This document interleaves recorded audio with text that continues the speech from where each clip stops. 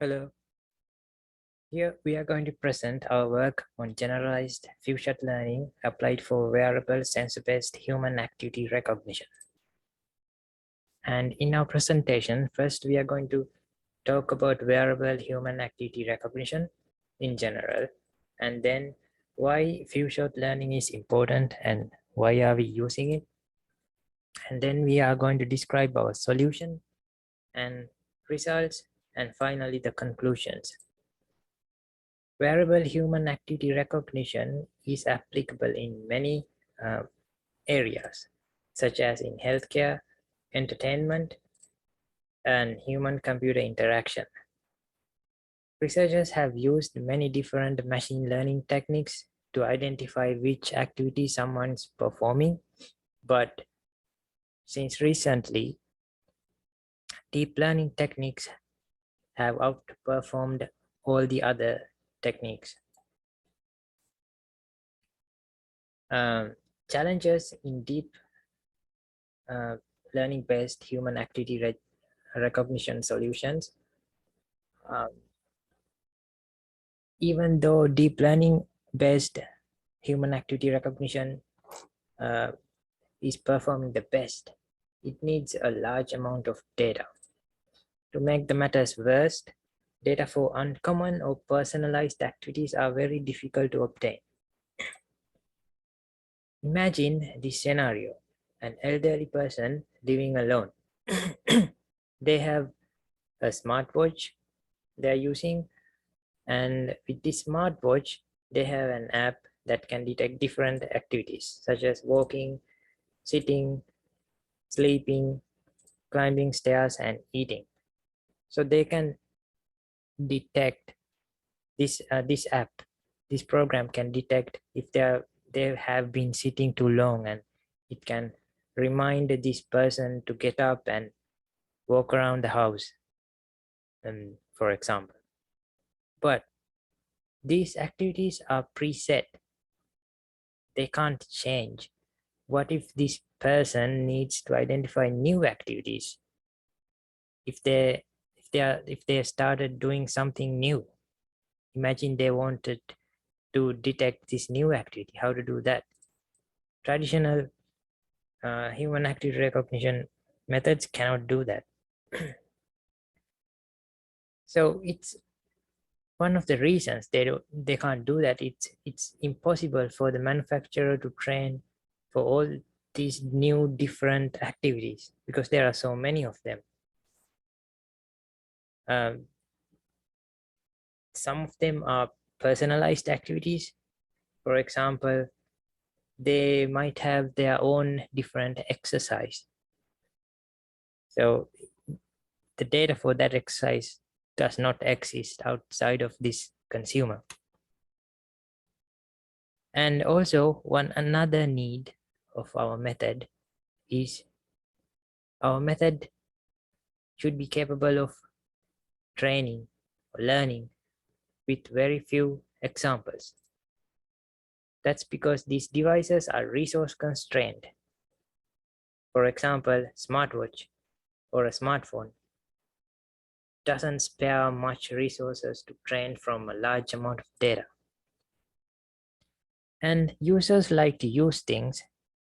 They don't necessarily like collecting a whole lot of data by themselves. So even if we consider the user comfort, the ease of use aspect, these models need to learn from very few data. If we build a model like this, we can detect new activities. So if the person starts playing the violin now, and if they would like to know how long they played violin each day, we can use this method.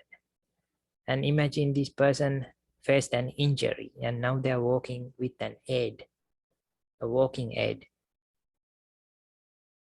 Our method would be able to detect that.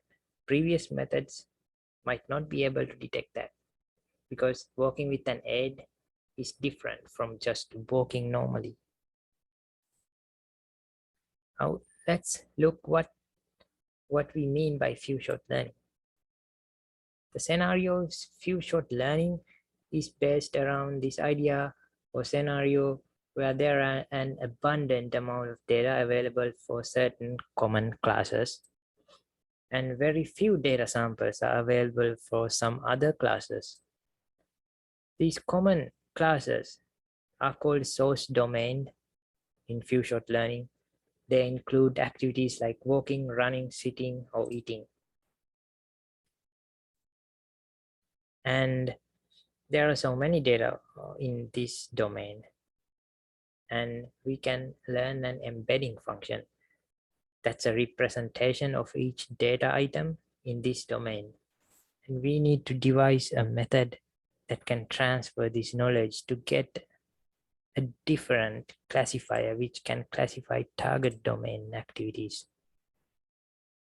There are only few activities or few data points available for this domain. Our solution extends to something called generalized few-shot learning.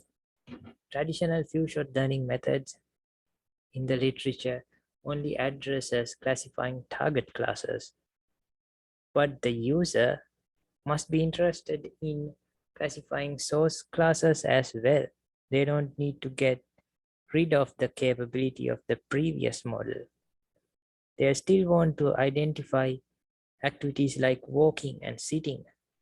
And now they want to, as an additional functionality, detect activities like playing the violin. So we build several additional classifiers to make the shift from few-shot learning to generalized few-shot learning. We can now classify source classes, and we can identify if the samples coming from the source domain or target domain.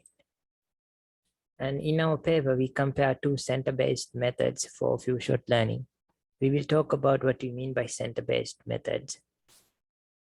And we develop a new algorithm based on center laws to solve this problem.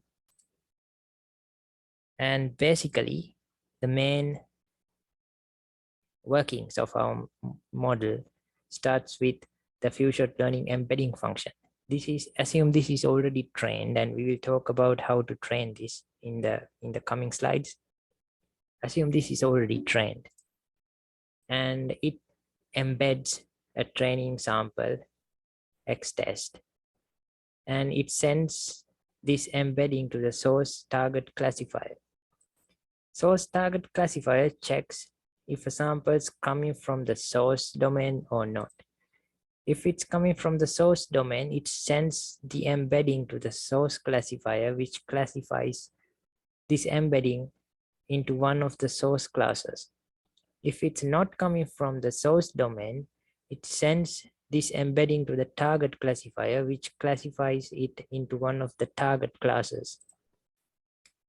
We use 3 data sets. This slide presents the details of these 3 data sets: the source activities that we decide, and target activities, and number of participants, and the sensors. Now let's talk about center-based methods. Before that, let's talk about class centers. So imagine we have already trained the embedding function f, and we have samples from the source domain. If we send those samples through the embedding function and obtain the embeddings, we get the embeddings of these samples from the source domain. And different colors here represent different activities, and they are clustered together. This is a favorable characteristic of an embedding function. So each of them have their own centroid for each class.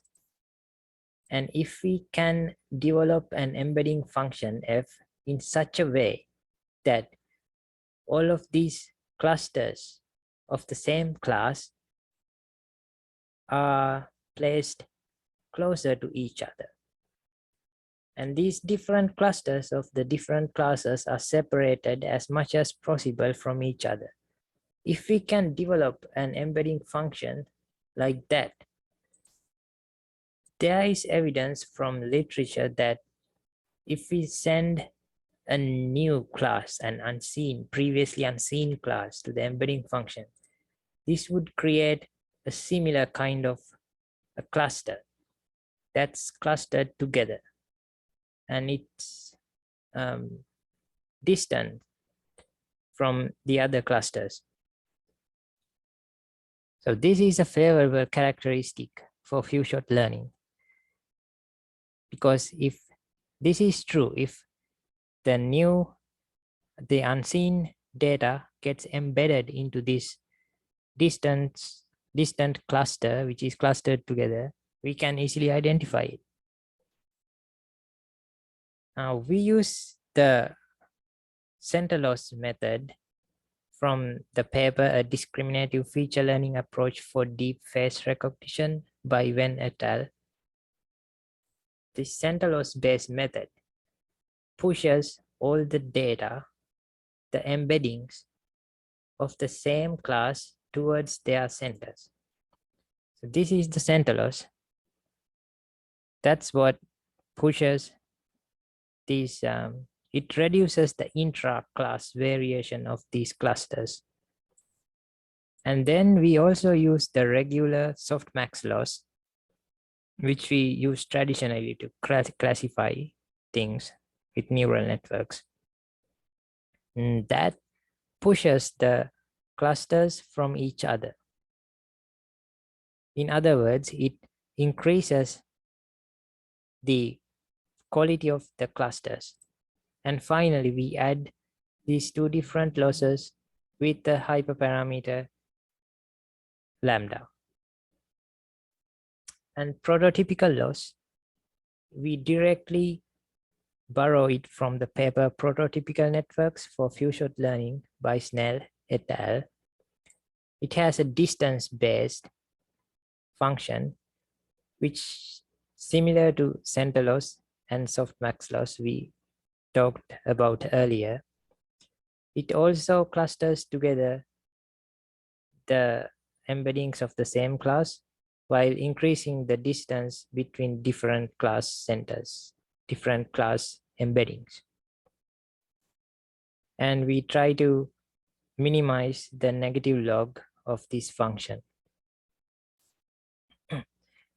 Now let's talk about the data flow, how we use the data in our solution. So assume we have the few-shot learning embedding function already trained, and we get data from the source domain, and when we send that through the embedding function, we get source embeddings. When we send the target domain data through the embedding function, we get target embedding. And we divide the source embedding into two sections, the train section and the test section. And we use the train data to train the source classifier. Again, the source classifier classifies the data from the source domain into different classes in the source domain. And we can test the source classifier with the test section of the source embedding. And then we take the data from the test section and target embeddings, and we extract k number of samples from each class. Note that here we have data from both source and target. Because we are training a source versus target classifier, we need data from the both domains. We get data from test section of the source embeddings and target embeddings and extract k number of samples from each class and train the source versus target classifier. And we use the rest of the data to test it. So because we extract k number of samples from each class, this is a k-shot learning. So if we just extract one number of samples from each class, this would be one-shot learning. And finally, we use the data from the target embedding, K samples from each class to train few shot learning classifier, and use the rest of the data to test it. And let's see how we train the embedding function. To give an overview, we use the source domain data and train the few shot learning embedding function. And we developed a new algorithm on how to use the source domain data to train the FSL embedding function. Assume there are CS number of classes in the source domain, and we select CL number of classes and take M samples from each class and get the center loss. M here is a hyperparameter that we tuned. And then select the rest of the classes, CSL number of classes from the source domain classes, and select M samples from each class and get the softmax loss. And finally, we combine these two to get the total loss.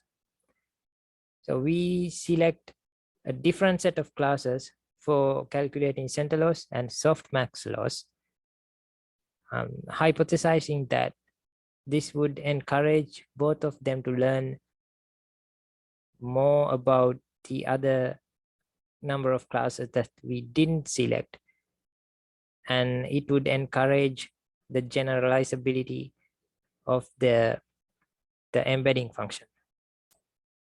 And when training the embedding function, we use this fully convolutional neural network,